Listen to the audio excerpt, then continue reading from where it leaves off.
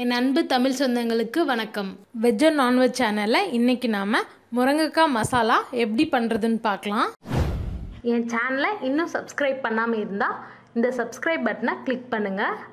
மறக்காமல் இந்த bell சிம்பிளையும் click பண்ணுங்கள். என் ரெசிபி உங்களை தேடி வரும். ஒரு பேன் வச்சு அதில் 3-4 ஸ்பூன் எண்ணெய் ஊற்றிருக்கேன். எண்ணெய் காஞ்சதும் கடுகு சேர்த்துக்கலாம். கடுகு வெடிச்சிருச்சு. இப்போது 6-7 சின்ன வெங்காயம் கட் பண்ணி வச்சுருக்கேன், அதை சேர்த்துக்கலாம். கொஞ்சம் கருவேப்பிலை, வெங்காயம் நல்லா பொன்னிறமாக வதங்கிருச்சு. இப்போ கட் பண்ணி வச்சுருக்க ஒரு தக்காளி சேர்த்துக்கலாம். 1/4 டீஸ்பூன் இஞ்சி பூண்டு பேஸ்ட்,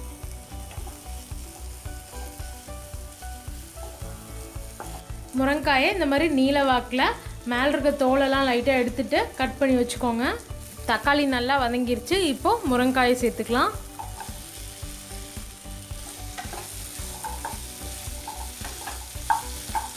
இப்போது மசாலாலாம் சேர்த்திக்கலாம். 1/4 டீஸ்பூனுக்கும் குறைவாக மஞ்சள் தூள், 1 டீஸ்பூன் குழம்பு மிளகாய் தூள், 1 டீஸ்பூன் கொத்தமல்லி தூள்.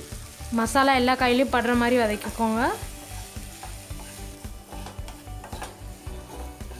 மசாலாவோட பச்சை வாசனை போனதும் காய் வேகிறதுக்கான தண்ணியை சேர்த்துக்கலாம். தேவையான அளவுக்கு உப்பு. காய் வேகிற வரைக்கும் ஒரு லிட் போட்டு மூடி வச்சுருங்க. இப்போ நம்ம தேங்காய் பேஸ்ட் ரெடி பண்ணிக்கலாம். அதுக்கு 3 கீத் தேங்காய் எடுத்திருக்கேன். 1/4 டீஸ்பூன் சோம்பு, ஒரு சின்ன துண்டு பட்டை. இதை தண்ணி ஊற்றி நல்லா நைஸாக அரைச்சிக்கலாம். இப்போ காய் நல்லா வெந்துருச்சுங்க. இப்போ நம்ம அரைச்சி வச்சுருக்க மசாலாவை இதில் ஆட் பண்ணிக்கலாம். அந்த மிக்ஸி ஜார்லேயே கொஞ்சம் தண்ணி சேர்த்துக்கிறேன்.